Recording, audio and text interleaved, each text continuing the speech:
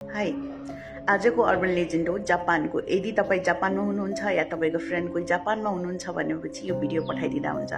जापानमा टेके टेके अर्बन लेजेन्ड एकदमै फेमस छ र यो अर्बन लेजेन्ड कसरी स्टार्ट भयो भन्दाखेरि जापानमा 1960s और 50s को टाइममा यो अर्बन लेजेन्ड स्टार्ट भएको हो भनिन्छ। जापानमा एउटा स्कुल गर्ल थिइन् र उनी एक दिन आफ्नो साथीहरूसँग जस्तो ट्रेन स्टेसनतिरबाट गइरहेकी थिइन्। उनी अलि साय अनि अलिकति लजालु टाइपको, धेरै नबोल्ने, सोझो, जस्ट लाइक मी हैन थिइन् हैन। अनि सो तिनको साथीहरूले चाहिँ एज अ प्र्याङ्क उनलाई यसरी पुस गर्दाखेरि चाहिँ अलि नै बढी पुस भएर उनी चाहिँ त्यो ट्रेन स्टेसनको पट्रीहरूमाथि खसिन् हैन।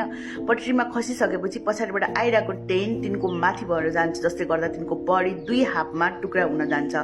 तिनको त्यो त्यही ठाउँमा डेथ हुन्छ। तिनको त्यही ठाउँमा डेथ भएपछि उनको आत्मा भनिन्छ कि जो ब्रुटल डेथ भयो नि उनको, ती नराम्रो अनटाइमली डेथ भएको कारणले उनको आत्मा चाहिँ अझै पनि ट्रेन स्टेसनहरू, जापानको ट्रेन स्टेसनहरूमा घुम्ने गरेको देखिएको छ। उनको हाफ बडी लिएर उनी घस्रिँदै हिँडिरहेकी हुन्छन्, अप्पर बडीले आफ्नो त्यो आधा बडी खुट्टाहरूलाई खोज्दै।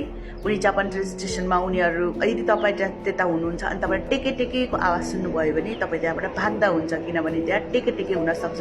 टेके टेकेले तपाईँलाई भेट्यो भने उसले तपाईँलाई पनि आफू जस्तै हाफ बडी बनाइदिन्छ अनि त्यसपछि तपाईँ अनि टेके टेके आफ्नो आधा आधा बडी लिएर घुम्ने हुन्छ। So stay safe. अनि तपाईहरुलाई यस्तै अर्बन लेजेन्डको स्टोरीहरू मनपर्छ भने प्लिज मलाई फलो गर्नुहोला अनि आइरहने गाडीको आवाजलाई प्लिज इग्नोर गर्नुहोला।